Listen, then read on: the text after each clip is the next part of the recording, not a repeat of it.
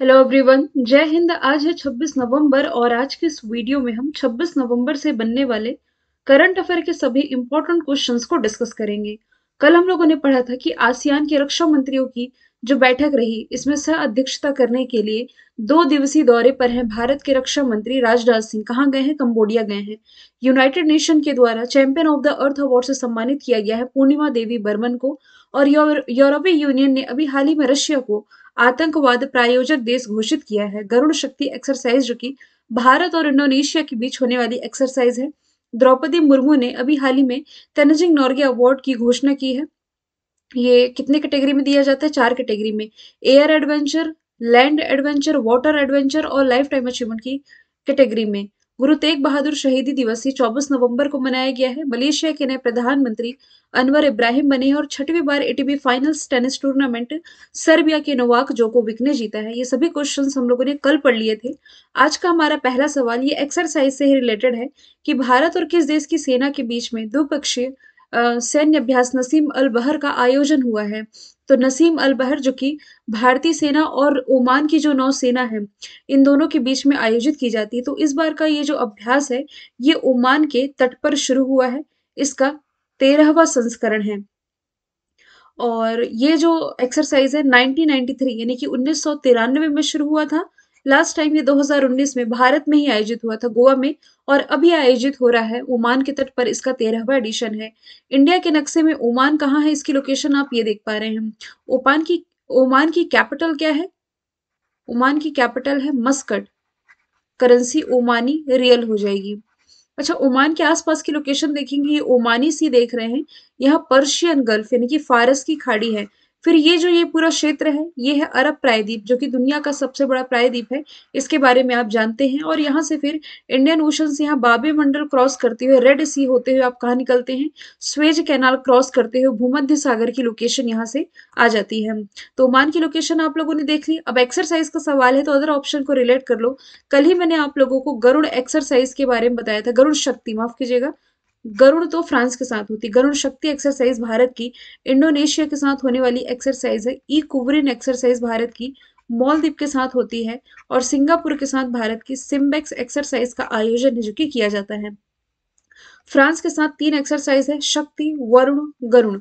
Indonesia के साथ समुद्र शक्ति और गरुण शक्ति। अमेरिका के साथ 4 याद रखेंगे, वज्र प्रहार, युद्धाभ्यास, कोप इंडिया और टाइगर ट्रम्प। रशिया के साथ भारत की इंदिरा और एविया इंदिरा। और जापान के साथ शिन्यू मैत्री और धर्म गार्जियन। तो ये क्वेश्चन से आप लोगों ने कितनी एक्सरसाइज याद रख ली? 3, 2 5 और 4 9, 9 और 2 11 और लास्ट में 2 13। और बाकी 3 ऑप्शन को देखो तो 15 एक्सरसाइज एक क्वेश्चन से आप लोगों ने याद रख ली है।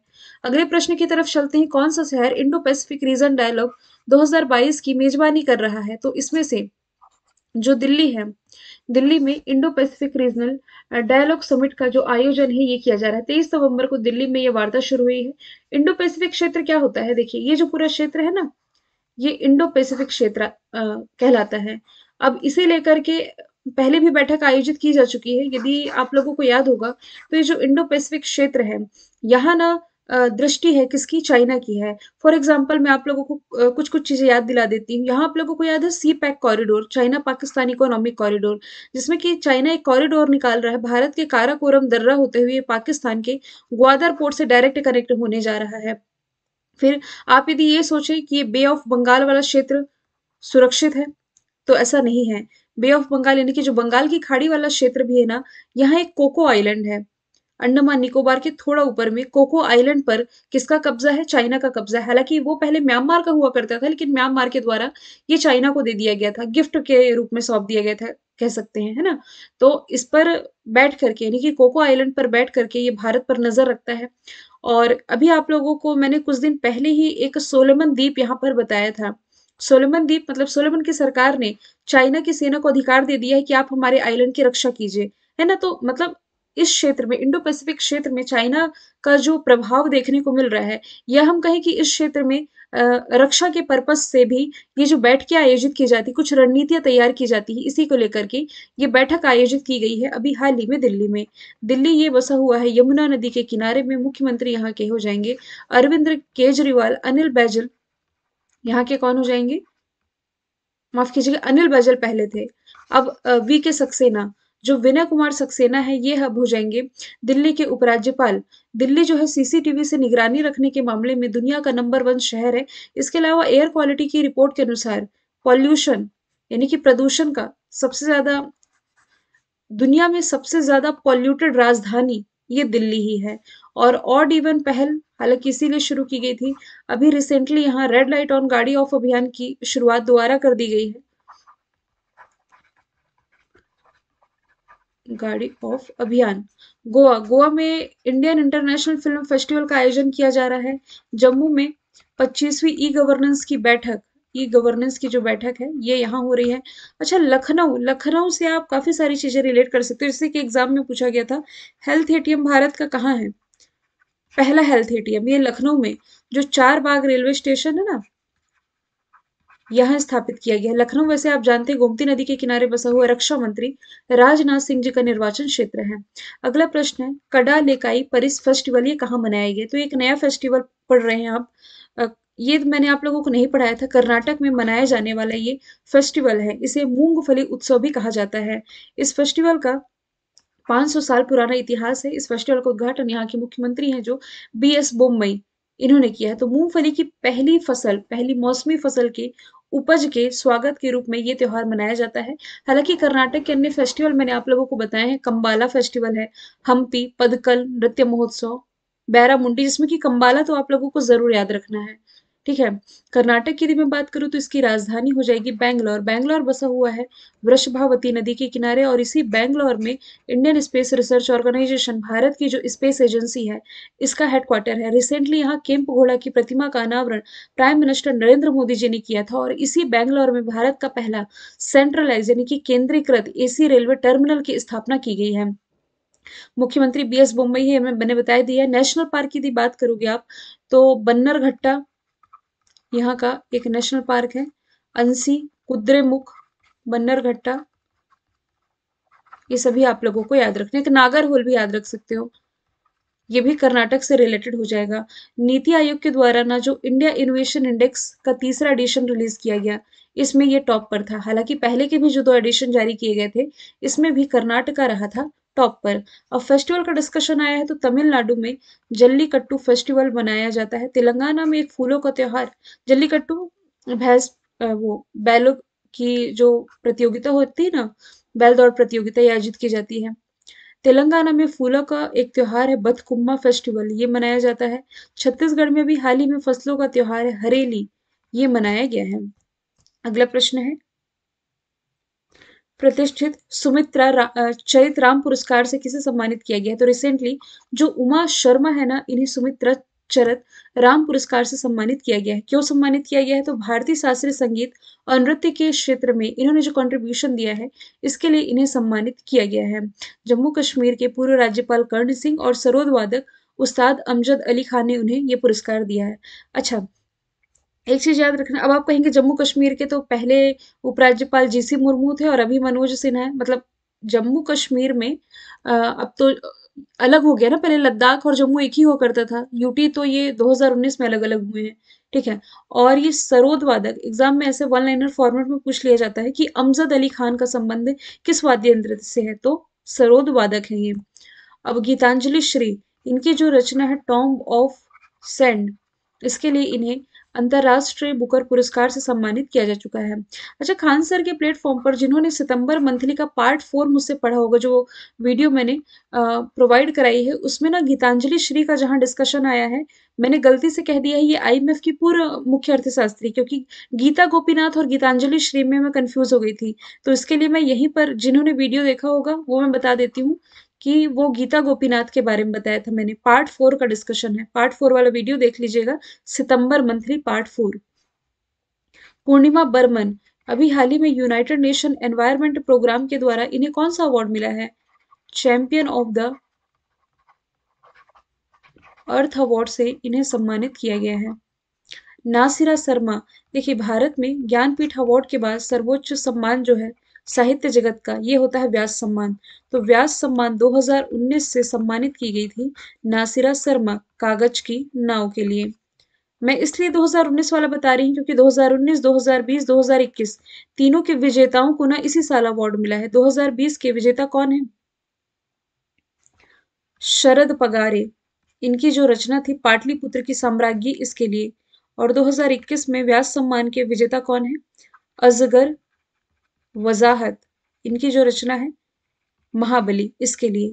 अगला प्रश्न है, किस स्टार फुटबॉलर ने मैनचेस्टर यूनाइटेड छोड़ दिया है? तो इसमें से जो पुर्तगाल के स्टार फुटबॉलर हैं क्रिस्टियानो रोनाल्डो, जिन्होंने अभी हाल ही में इंस्टाग्राम पर 500 मिलियन फॉलोवर ये कंप्लीट किए हैं, इन्होंने मैनचेस्टर यूनाइटेड छोड़ दिया। मतलब इस इनकी जो डील थी ना इस क्लब के साथ, तो ये खत्म कर दिया है। ये जो डील थी अभी पिछले ही साल तो हुई थी, मैनचेस्टर यूनाइटेड से जुड़े थे 216 करोड़ रुपए में ये अग्रीमेंट हुई थी।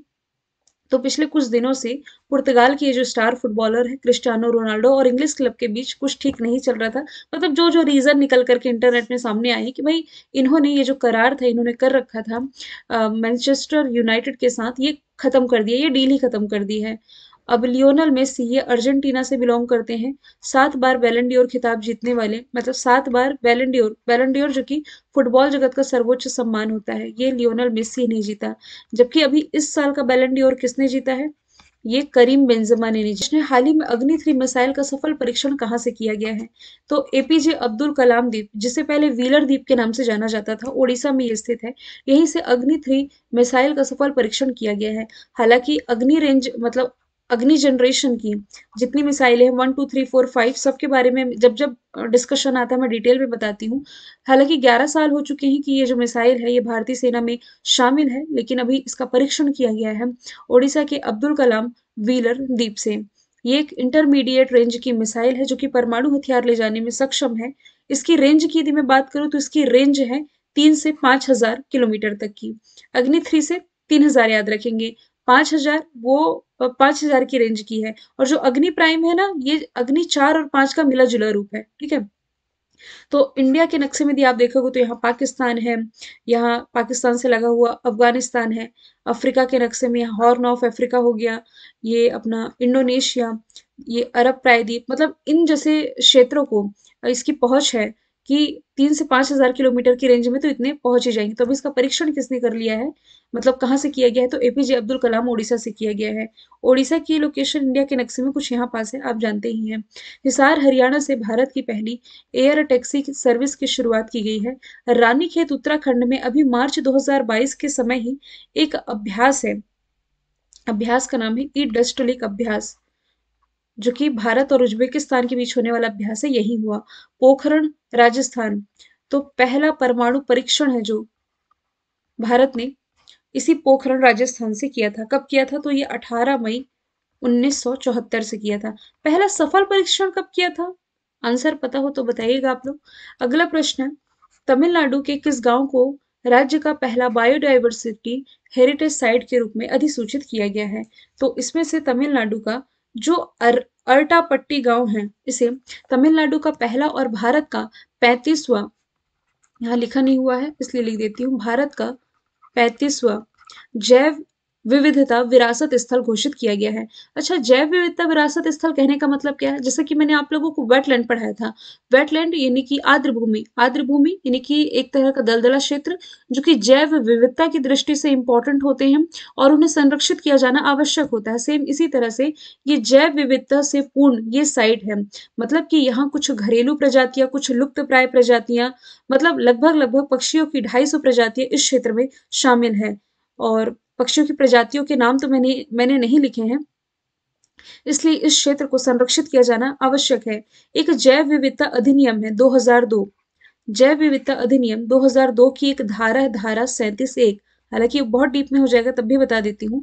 इसी के प्रावधान के अनुसार जो राज्य सरकारें हैं ना, ये स्थानीय निकायों को परामर्श के समय मतलब समय समय पर इस अधिनियम के अंतर्गत क्या करती हैं कि जैव विविधता बायोडाइवर्सिटी हेरिटेज साइट इसे घोषित कर सकती है या अधिसूचित कर सकती है इसे। तो तमिलनाडु का ये पहला है, भारत का 35वां है।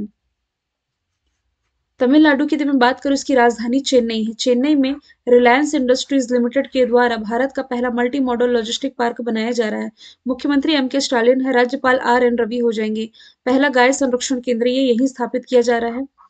और पाक स्ट्रेट और मन्नार की खाड़ी, इसकी लोकेशन यहीं पास है। और तमिलनाडु से आप ये रिलेट कर सकते हैं कि 14 अप्रैल को जब भारत में भीमराव अम्बेडकर जी की जयंती मनाई गई, तब 14 अप्रैल को तमिलनाडु सरकार ने समानता दिवस के रूप में मनाने की घोषणा की। इस साल मतलब जो रिपोर्ट रिलीज की गई थी, उसके अनुसार विदेशी पर्यटन के मामले में तमिलनाडु और महाराष्ट्र टॉप पर है, यानी कि सबसे ज्यादा विदेशी इन्हीं राज्यों में घूमने के लिए आए हैं। लास्ट क्वेश्चन रिवीजन के लिए, क्योंकि इस समय जितने इंपॉर्टेंट क्वेश्चन मिल रहे हैं मैंने ऐड कर ली, 7 मिले तो 7 ही रखे हैं। ये मैंने आप लोगों को बताया था कि पर्सनैलिटी ऑफ द ईयर का अवार्ड जीता है चिरंजीवी ने, जबकि जो कार्लोस सोरा है, इन्हें लाइफ टाइम अचीवमेंट अवार्ड से, सत्यजीत रे लाइफ टाइम अचीवमेंट अवार्ड से सम्मानित किया गया है। अमिताभ बच्चन, इन्हें दादा साहब फाल्के अवार्ड मिल चुका है। रजनीकांत को भी मिला है। और फिर जो आशा पारेख है, इन्हें भी Dada Saheb life time achievement award से सम्मानित किया जा चुका है। 25वां ई गवर्नेंस समिट मैंने बताया ही जम्मू में हुआ। आज का सवाल है आप लोगों के लिए, जो नेटवर्क रेडीनेस इंडेक्स रिलीज किया गया, इसमें भारत को कौन सा स्थान मिला है? आप चारों ऑप्शन देखिए, चारों को मैं डिटेल में बता चुकी हूँ। चारों को आप बताएंगे कि किस रैंकिंग में, मतलब किस इंडेक्स में भारत 66 में है, 8 में है, 61 में और 40 में है। आंसर कमेंट बॉक्स में बताइएगा। टेलीग्राम में यदि आपको जुड़ना है तो आप जाइए कल्याणी मैम पीडीएफ चैनल पर और मुझे वहां फॉलो कर सकते हैं डेली की क्विज और पीडीएफ के लिए। फिर मिलेंगे नेक्स्ट वीडियो के साथ। Thank you so much.